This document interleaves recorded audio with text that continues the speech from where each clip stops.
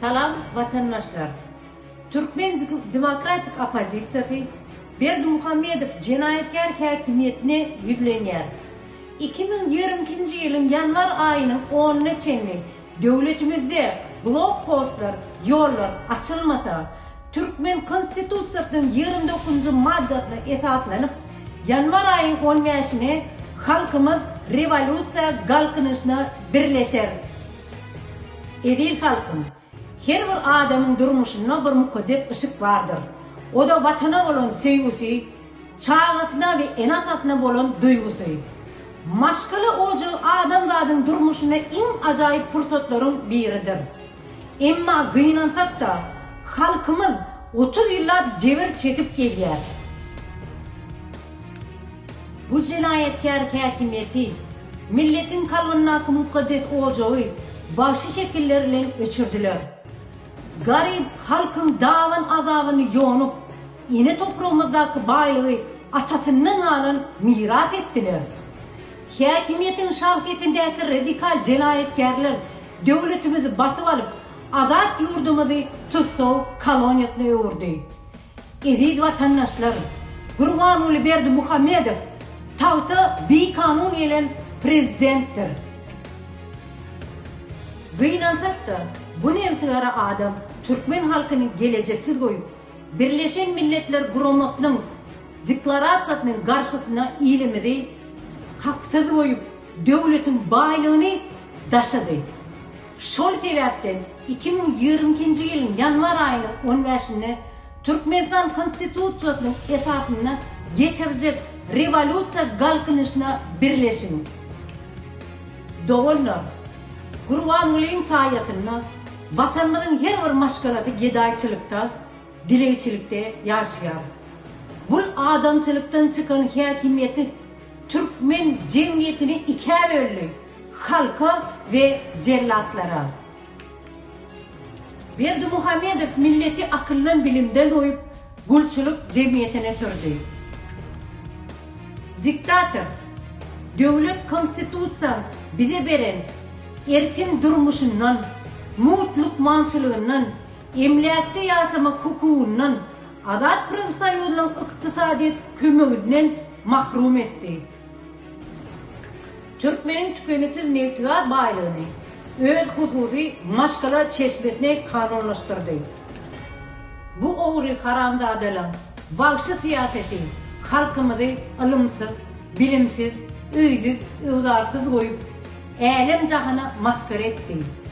İnandar sade Türkmen bolunmuz için kezzap Saparmurat Niyazov'un bir taraflık propagandasına inanıp halkımız netigada ganhor garalçıların eline verdik. Yurdumuzu taladılar ve talamaya devam ediyorlar. Türkmenin geleceği gedayçılık, dilekçilik, zorluk, türme tutsavçılığı oldu. Eğer de Gurbanuli oğru, vahşi hakimiyetine başayıp, dıyıda çöksük, ömrümüz kül olup, bir de çörüğü zar oluruz. Statistikanın verilen malumatlarına göre, rahatlarımızın 65% kazanma uğruna vatanımızı terk eylep, yat yurtlarda hammalçılık etkiler. Türkmen halkım inni bir çeni geldi, adalet görüşte çözülyenler. Vatanımızı davanından soydular.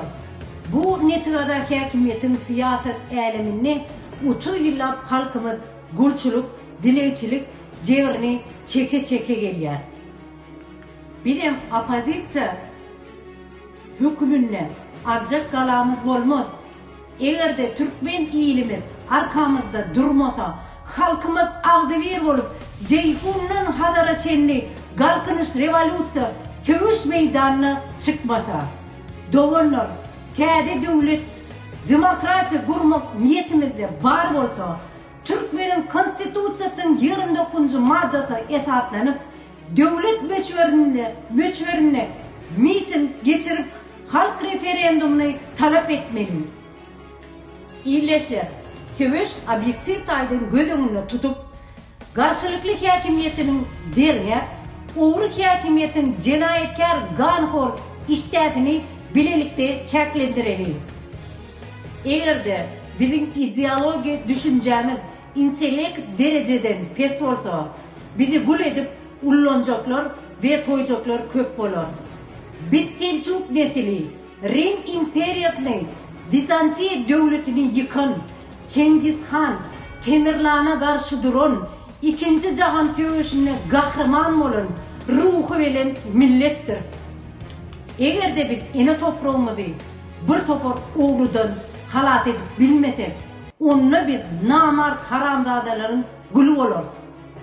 Halkı ağırlap, kezzaplan, yalan yaşırıp dörödün, bir taraflık, bir kararlık, gararsızlık propagandası ömrümüzü kül etti. Onlar, vatanımız bizim canımızdır, damarımızdaki kanımızdır. Halat etmek bizim mukaddes borcumuzdur. Ata vatan, yine toprak, adalet görüşünü çağırıyor. Türkmen halkının ol bir yaşlılık ideolojisinin yamanlığa karşı görüşüdür.